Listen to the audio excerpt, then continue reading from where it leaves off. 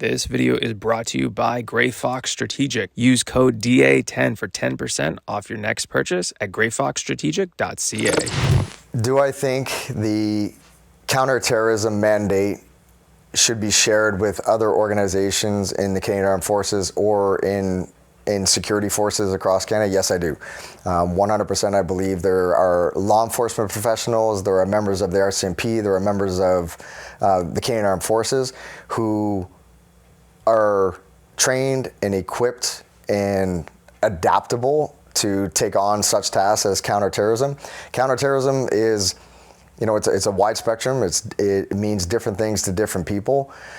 And I would argue that, with the fentanyl crisis and the opioid crisis that's happening in Canada, that is a form of terrorism, organized terrorism with drug runners and drug peddlers.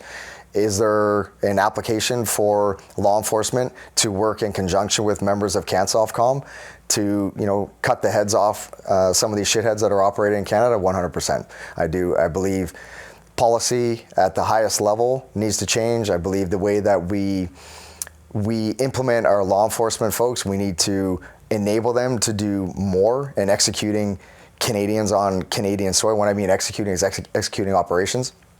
And involving members of CANSOFCOM who are highly trained, highly capable, and highly motivated to execute, whether that's execute a warrant or execute in terms of eliminate these people off the face of the earth.